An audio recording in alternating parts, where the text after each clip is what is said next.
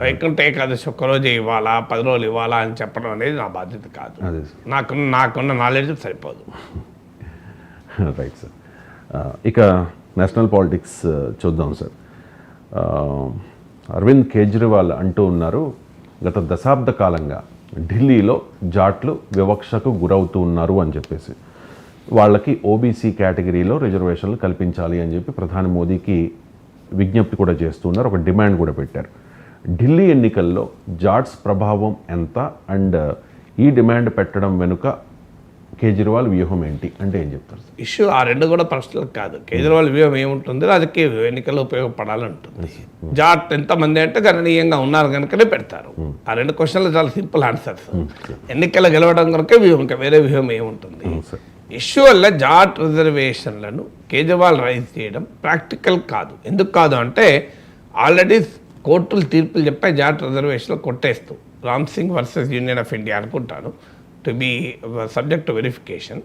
So ఈ కేసులో supreme court చాలా క్లియర్గా తీర్పు చెప్పింది, జాట్ రిజర్వేషన్లను కోర్టు కొట్టేసింది.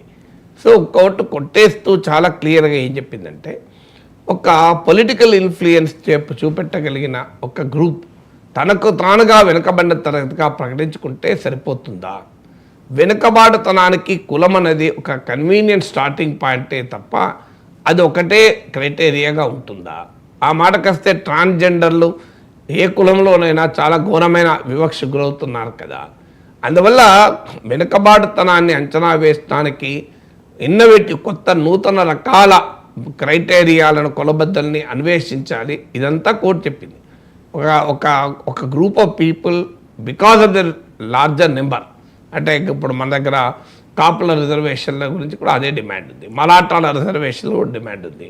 ఇలా దేశంలోని వివిధ ప్రాంతాలలో రిజర్వేషన్ల డిమాండ్లు దృష్టిలో పెట్టుకొని జాట్ రిజర్వేషన్ల విషయంలో సుప్రీంకోర్టు అన్న పాయింట్ ఏంటంటే, ఒక్కొక్క గ్రూపు నిజంగానే వెనుకబడిందా, ఎంత వెనుకబాటుతనం ఉంది అనేది ఒక శాస్త్రీయమైన అధ్యయనం ఆధారంగా నిర్ణయాలు ఉండాలి తప్ప రాజకీయంగా ప్రభావం చూపెట్టగలుగుతాయి కనుక జాట్లు, సో జాట్లకు రిజర్వేషన్లు అనేది కరెక్ట్ కాదని సుప్రీంకోర్టు చెప్పింది. అందువల్ల కేజ్రీవాల్కి ఇదేం తెలియదు కాదు, కోర్టు తిరస్కరించింది అని. అయినా ఎందుకంటున్నాడు అంటే పొలిటికల్గా ఎలక్టోరల్గా ఉపయోగపడుతుంది కనుక అంటున్నాడు. సో ఢిల్లీలో జాట్ ఓటర్లు గణనీయమైన సంఖ్యలో ఉంటారు. ఢిల్లీకి ఉన్న ప్రత్యేకత ఏంటంటే అనేక ప్రాంతాల నుంచి వచ్చి ఢిల్లీలో ఉంటారు. సో అందువల్ల ఢిల్లీలో వివిధ రకాల వాళ్ళు ఉంటారు, చాలా మిక్స్డ్ ఓటర్ కమ్యూనిటీ అది. అలా జాట్స్ కూడా ఒక సిగ్నిఫికెంట్ నెంబర్. సో అందువల్ల కరెక్ట్గా ఫిగర్ గుర్తులేదు కానీ but they are significant number. So అందువల్ల జాట్ ఓటర్లను అట్రాక్ట్ చేయడానికి, ఎందుకంటే జాట్స్ వ్యవసాయ చట్టాలకు వ్యతిరేకంగా కూడా పంజాబ్ హర్యానాలో పోరాడిన వాళ్ళలో జాట్లు చాలా ఎక్కువ మంది ఉంటారు. అంటే జాట్స్లో ఈ బెల్ట్ పంజాబ్, హర్యానా, వెస్టర్న్ ఉత్తరప్రదేశ్, రాజస్థాన్ ఈ ప్రాంతాల జాట్లలో బాగా వ్యతిరేకత కూడా ఉంది బీజేపీ పట్ల. దాన్ని సబ్సైడ్ చేసుకోవటానికి రాజస్థాన్లో జగదీప్ ధన్కర్ను వైస్ ప్రెసిడెంట్గా తీసుకొచ్చారు. అజిత్ సింగ్ కొడుకు జయంత్ సింగ్ను రాష్ట్రీయ లోక్దళ్ను ఇండియా కూటమి నుంచి తమ వైపు తిప్పుకున్నారు. అందువల్ల జాట్ ఓటర్లలో ఉండే వ్యతిరేకతను అధిగమించడానికి బీజేపీ చాలా విశేషమైన ప్రయత్నం కూడా చేసింది. ఈవెన్ మీకు హర్యానా ఎన్నికల్లో కూడా జాట్ వర్సెస్ ఓబీసీ కన్సాలిడేషన్ ఒక ప్రధాన అంశంగా ముందుకు వచ్చింది.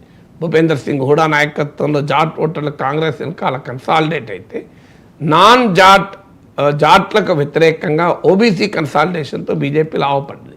అందువల్ల జాట్ ఓటర్లు గణనీయంగా ఉండడమే కాకుండా వాళ్ళు సిగ్నిఫికెంట్గా ఇన్ఫ్లుయెన్స్ చేయగలిగే పొలిటికల్ గ్రూప్ కనుక వాళ్ళు ఆ ఓటర్లు అట్రాక్ట్ చేయడానికి డిమాండ్లు ప్రాక్టికలా కాదా, రియలిస్టిక్గా కాదా, అవి అమలుకు సాధ్యమా కాదా, ఇవన్నీ కూడా రాజకీయ నాయకులు ఆలోచించారు. వాళ్ళకి కావాల్సింది ఇమీడియట్గా ఇది ఉపయోగపడుతుంది కనుక ఆ డిమాండ్లు చేస్తూ ఉంటారు. తమ ప్రత్యర్థులను నిరకాటంలో పెట్టడానికి ఉపయోగపడుతుంది కనుక దాన్ని ఉపయోగిస్తుంటారు.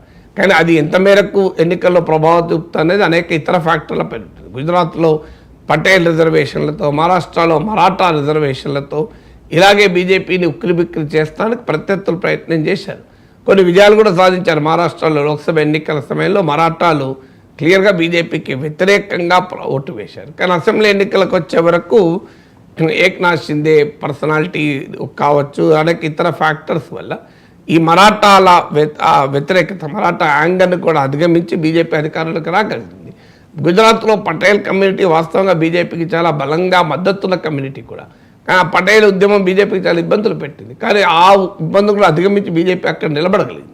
అందువల్ల ఖచ్చితంగా ఒక్క ఫ్యాక్టరీ ఎన్నికల్లో పనిచేస్తుందా అంటే, బట్ ఒక సిగ్నిఫికెంట్ ఫ్యాక్టర్ జాట్ ఫ్యాక్టర్. అందువల్ల దాన్ని ఉపయోగించుకుందామనే ఒక రాజకీయ ప్రయత్నం కేజ్రీవాల్ది. Right sir. ఇక ఇండియా కూటమి కొద్ది రోజుల క్రితం మోడీ కూడా అన్నారు సార్, ఇండి కూటమి